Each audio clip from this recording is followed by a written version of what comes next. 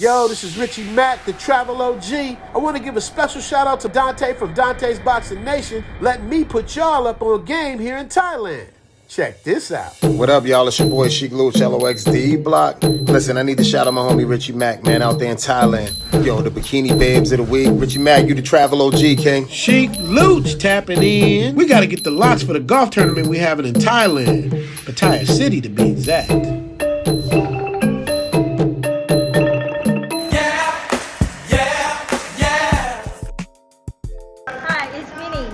Watching Dontaesboxingnation.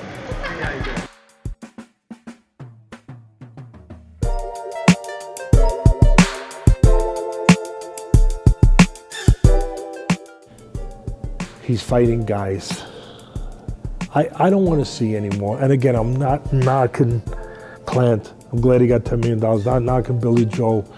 He fought a real good fight up to that point, the best he could fight. And he did get a broken orbital bone. I get it. But these guys weren't going to win the fight because of what I already said.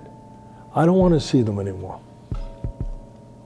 I don't want to see those fighters anymore. And they can keep doing that to complete this unbelievable contract that he signed for $350 million, whatever it is, and keep cashing these checks of $40, $50 million. I don't want to see them no more. I don't. I just don't. I want to see guys with enough talent to have a chance. In my mind, my cerebralness, that I can say he's got a chance because he's got enough talent, enough ability. And so if it's 168, I don't want to see these guys unless it's like Benavidez. And listen, Benavidez isn't the most developed guy in the world, but he's at least got talent in one area, power, one area, strength, physical, one area where I can say, okay, I'll go with it. Okay. I don't want to see no more unless I see maybe a Charlo. And Charlo's are not perfect, not close to it. But at least they get enough talent where if it's a catch-weight fight and he drops down to make a catch-weight fight to fight him, I'll look at it because at least they got some talent to where they can pull me in to say, okay, I'll peek, I'll believe, I'll take a look. I believe that there's a chance. From 160 to 168, at Canelo Fanboy asks, which fighter is the best style to dethrone Canelo? I think probably Demetrius Andrade.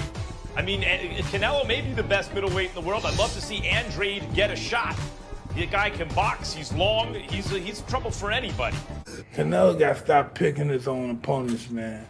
He needs to be in there with Charlo, both of them. He needs to fight both of them. Charlo. He needs to fight both of them. Then fight that guy Benavidez. Are they saying Benavidez, though? Benavidez. Fight both of them. So the guy get ready for Benavidez. He's going to fight those two brothers, then he fight Benavidez. Charlo. Charlo. I love to see him fight Charlo. What's the better fight for him, Charlo or Benavidez, Tito? Charlo. At this moment, who do you see in the division possibly could still be a threat, or any other division? Probably going back to 160, maybe going up to 175. Charlo. Not Benavidez? Benavidez is a great fighter as well. But the first one came to my mind was Charlo. How do you think that fight would go, KP? I think Charlo can win. How? Why? I think Charlo can win. That's what I think he can win the decision. Dontaesboxingnation, what's going on, guys? So as you see right there with all the clips I just played for you, the boxing world is really getting sick and tired of Canelo Alvarez hand-picking easy opponents that really have no chance of beating him. You guys have always heard me say, Canelo usually only fights someone if he has at least a 90% chance of winning. But then usually for Canelo, it's like every 3 or 4 years, like the World Cup, he'll come out and he'll fight a dangerous opponent. That's been Canelo's pattern his entire career. You know, the whole thing is, new media, we've been applying pressure on Canelo to take the Charlo fight, the Andrade fight, and the Benavidez fight since day one. Finally, the message is starting to reverberate. Okay, so you guys see this artwork I have on the screen right here. I created this artwork. I came up with the idea, the concept, and I had my man Looney Tunes draw it for me. And as you guys can see, this picture, it tells the whole story. Canelo Alvarez, he's running away from the most dangerous opponents to get to the end zone where Billy Joe Saunders and Caleb Plant are. And then you see Canelo Alvarez being protected by the WBC Mauricio Solomon acting as the linebacker. I created this artwork way before Canelo Alvarez even announced that he was going to fight Billy Joe Saunders, because I knew that this is how it was going to play out. Canelo Alvarez, all he wants to do is collect the easiest belts to say, look how many belts I've won. But it doesn't matter how many belts you won if you're not fighting against the best competition. Sugar Ray Leonard, Muhammad Ali, Floyd Mayweather, and a lot of other greats, they're not known for just how many belts they won. They're known for who they beat. Now, it's different if you beat a whole lot of good names and then you won a whole lot of belts. But if you just won a whole lot of belts and it's just pure quantity and there is no quality, then you don't get the credit for it. You ever seen some little kid that doesn't really know how to dance, but he dances for you and you put on a smile because you want to encourage him, right? You show that you're proud of him. Look at the little kid dancing, right? Because after all, that kid is doing it for your attention, right? Now, sure, you've seen other kids the same age as this one that really do know how to dance and dance really good. But when you look at this kid that doesn't know how to dance, you don't want to hurt his feelings. So you smile and you tell the kid he's a really good dancer. To me, this little kid is Canelo Alvarez. Canelo Alvarez, once again, he's like, ooh, look at the belt I won. Look at the belt I won. Now, even though you know, once again, there are real great fighters out there that won really meaningful belts because of the opponents that they beat, even though you know this, you still praise Canelo Alvarez like he's the best kid dancer in the world, right? That's what's going on today. Now, going back to Mike Tyson and what he said. Now, this is really interesting because first Mike Tyson had Canelo on his show. And I want to play the clip of how he talked to Canelo when he had Canelo on his show. Because when he had Canelo on his show, he didn't even bring up Benavidez or Charlo's name, right?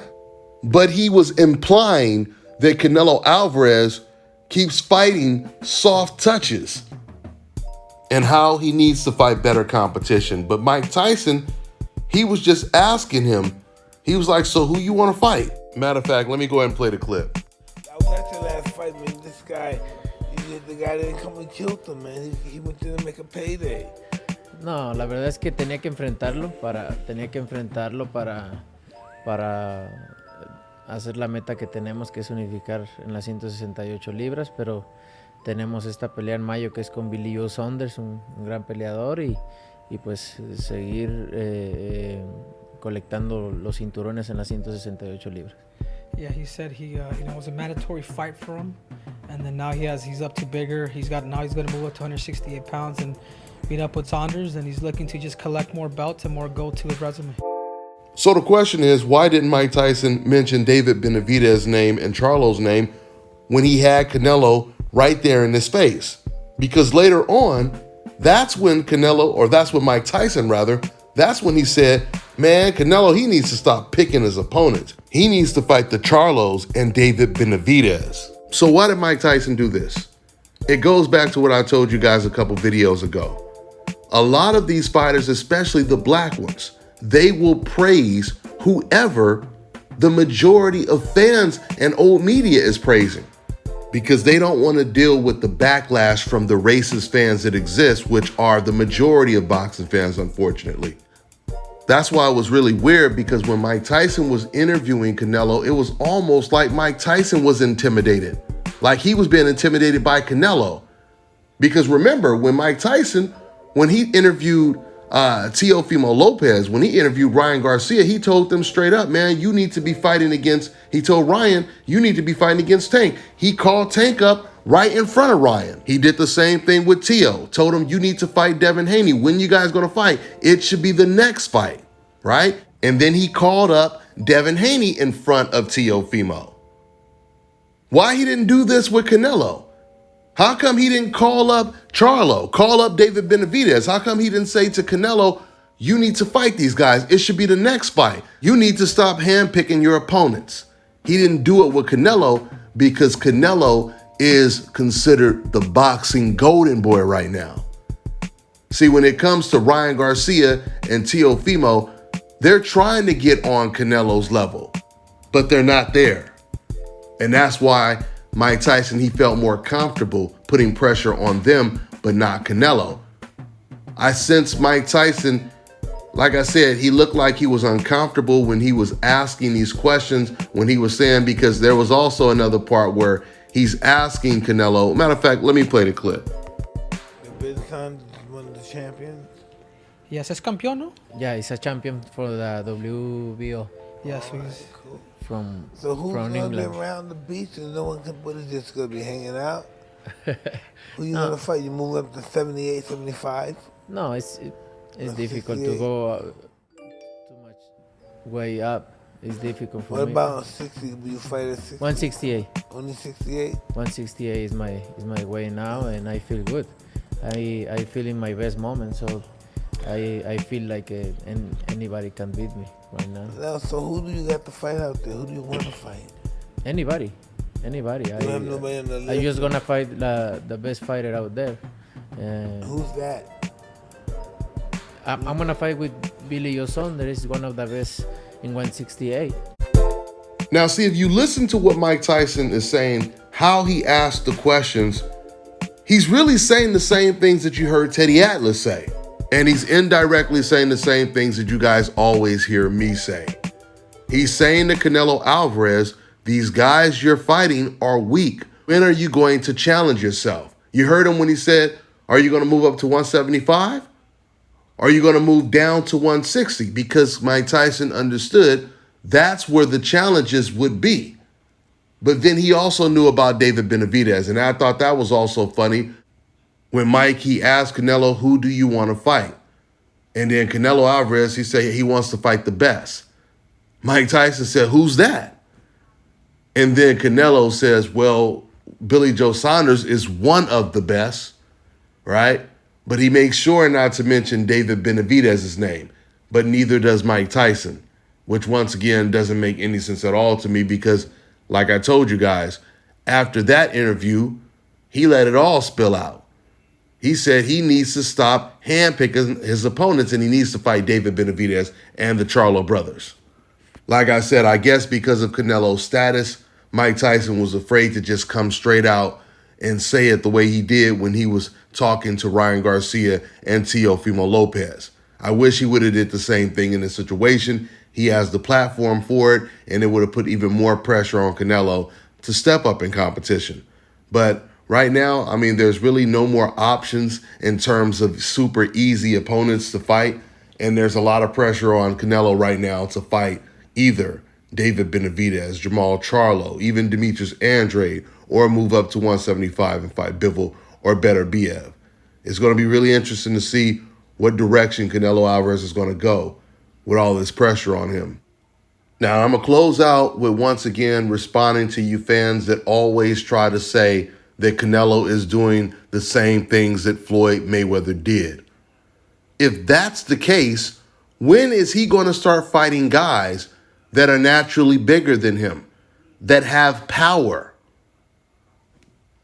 When is he going to start doing this consistently like Floyd Mayweather did? If Canelo Alvarez is doing the same things that Floyd Mayweather did, then he would be campaigning at 175 right now, where he's only fighting against big, strong guys. He was asked during an interview right before the Caleb Plant fight, he was asked if he's going to unify at 175, and Canelo said, no, I'm not crazy. Meaning he doesn't mind going up to 175 to go after the weakest opponent, which was Sergey Kovalev, but he won't campaign there. So when he says, I'm not crazy, then I guess Floyd Mayweather is crazy, because that's equivalent to Floyd Mayweather fighting at 147. Everybody that Floyd Mayweather faced at 147 was bigger than him and stronger than him. Maidana outweighed Floyd by 20 pounds. Canelo outweighed Floyd by 15 pounds. Baldomir, he outweighed Floyd Mayweather by 20 pounds. Oscar De La Hoya outweighed Floyd Mayweather by 20 pounds. When are we going to see Canelo do what Floyd Mayweather did and go after very dangerous, strong punching, very physically strong fighters and do it consistently? You guys said he's doing what Floyd Mayweather did, right? I want you to go and look up Floyd Mayweather's box rec and look at the names that Floyd Mayweather was fighting when he was Canelo's same age today. Floyd Mayweather had already beat 2 fighters that were on the pound for pound list when he was the same age that Canelo is right now. And it's so funny because the more you compare Canelo to Floyd, the worse you make Canelo look. Because when you try to use the Manny Pacquiao situation, I've already explained to you guys and I have videos backing up everything I say.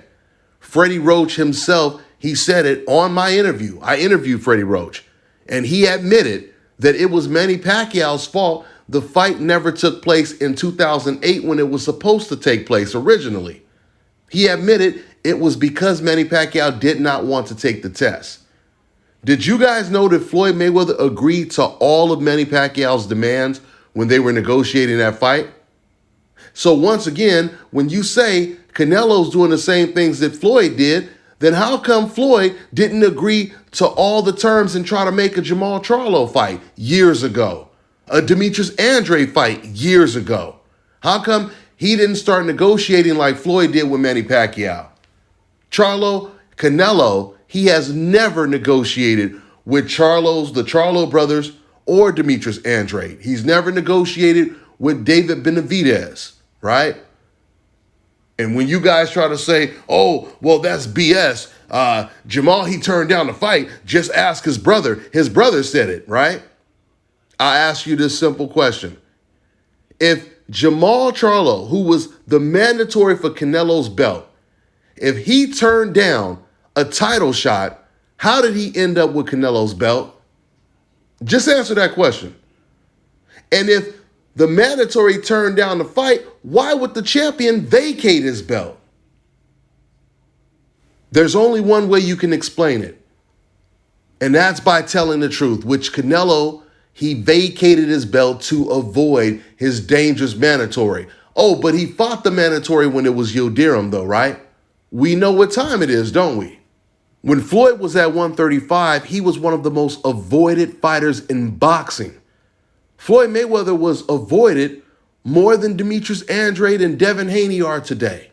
Floyd was calling out all of the most dangerous fighters in boxing. And I'm talking about hard punchers, like equivalent to David Benavidez. He was calling out Acelino Popo Freitas. He was calling out Joel Casamayor.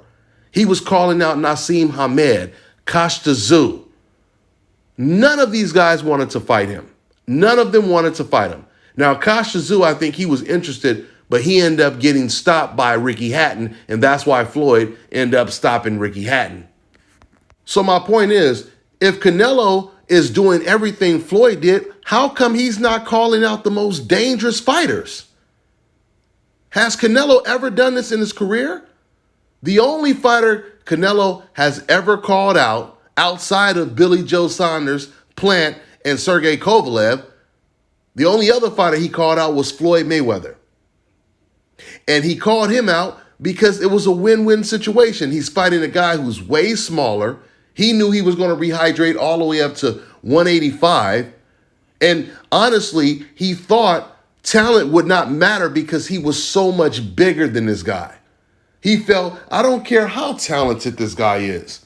There's no way I'm going to let a dude who's going to be 20 pounds or 15 pounds smaller than me beat me. Because this is exactly how Canelo felt when he fought the much smaller Amir Khan and Miguel Cotto. He even said something like, I was pretty much walking through their punches. I didn't even feel them. So Canelo had nothing to lose fighting against Floyd Mayweather. In fact, he had everything to gain. Canelo Alvarez's biggest claim to fame right now is losing to Floyd Mayweather. If anyone wants to call Canelo Alvarez pound for pound or the greatest fighter of all time, just know this. He's the only fighter that you would attach that title to that became a big sensation just by losing to the best fighter of this era. Floyd Mayweather, he beat Shane Mosley when Shane Mosley was considered pound for pound one of the best fighters in the world. Also, right after, Shane Mosley knocked out Margarito and was considered the #1 welterweight in the world. Do you guys know 6 months before that fight was made, fans and old media were accusing Floyd of ducking Shane Mosley? I don't know if you guys remember when Floyd Mayweather did the interview on the radio show and the rapper, R.A. Rugged Man. He starts saying to him, that video, it went viral because he was telling Floyd Mayweather to fight Shane Mosley. He said, look, I understand, the Manny Pacquiao situation with the drug testing, but why won't you fight Shane Mosley, right? A couple of months after that show, Floyd Mayweather, he signed a contract to fight Shane Mosley, right? My point is, Floyd Mayweather fought the best black fighter that was next to him. That was, once again, pound for pound, one of the best fighters in the world. Floyd also fought all of the best Mexican fighters. He fought all of the best Mexican fighters. Once again, you Mexican fans, you like to say that this is a Mexican sport. Mexico runs boxing. You like to say that, right? Well, Floyd Mayweather fought all of the best Mexican fighters. So why isn't Canelo doing the same thing that Floyd Mayweather did? You guys said he's doing everything Floyd did, right? Why doesn't he fight the best Mexican fighters? Why doesn't he fight the best black fighters from the opposite end of the spectrum, right?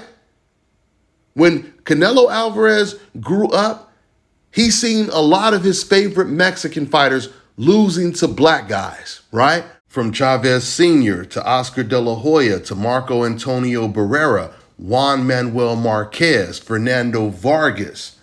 Not only did all of those fighters lose to a black fighter in their prime, they suffered their very first loss to a black fighter. So imagine Canelo growing up watching all of these defeats, right? And then he sees Floyd Mayweather beating all of the Mexican fighters that are available. Wouldn't you think all of that would make Canelo Alvarez say to himself, you know what, I'm about to do this for the country. I'm about to avenge as many defeats as I can by going after all of the best black fighters. You would think that he would be out there thinking like that, right? But actually, it's the contrary.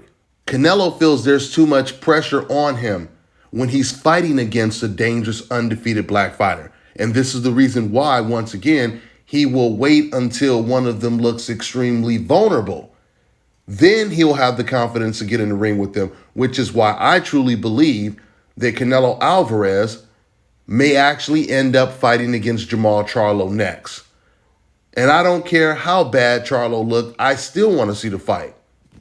It's funny too, because I always see these comments in my comment section where Canelo fans are saying, oh, look, now you're making excuses for Jermall Charlo. What's funny is you guys were the first ones that was... Actually, it was you guys that was first to start celebrating how horrible Jermall Charlo looked. And it was you guys talking about how terrible he looked in the fight. And the reason why you guys were celebrating, because you felt that that would alleviate the pressure on Canelo to fight him because Jermall looked horrible in his last fight. But I've already told you guys, Canelo is usually always fighting someone coming off of their worst performance. So I feel that Canelo will all of a sudden now have a little bit more confidence that he can actually beat Jermall Charlo. And speaking of the Charlo brothers, you guys heard how Mike Tyson, he said he needs to fight both of the Charlo brothers.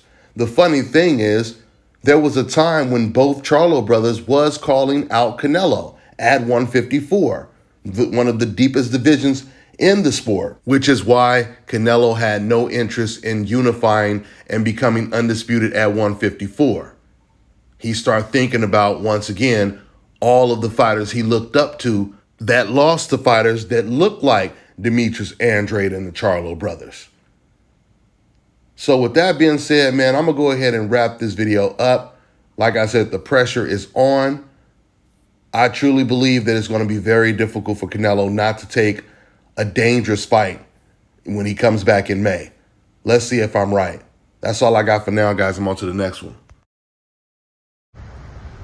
Well, ladies and gentlemen, this is the big day. SMPs at ScalpCarolinas. I need a real restoration. This is my makeover right here. Fellas, I've got some great news for you. If you've lost your hair or have a receding hairline, the time has come when you can finally get your hairline back through a process called scalp micropigmentation. So here's how it works. It's a hair tattoo that replicates the look of your hair follicles when you have fully shaved it down. So to get this hookup, make sure you follow and contact my man ScalpCarolinas on Instagram. All right, now check this out, guys. If you're looking to repair eczema scars, burns and bruises, dark spots and blemishes, then this right here is the perfect product for you guys. It's called Elo Diki Face and Body Oil. Athletes and top-ranking boxers, they're also using it after training to reduce swelling, inflammation, and to ease the pain. So get yours today. Go to elodiki.com, like them on Facebook, and follow them on Instagram.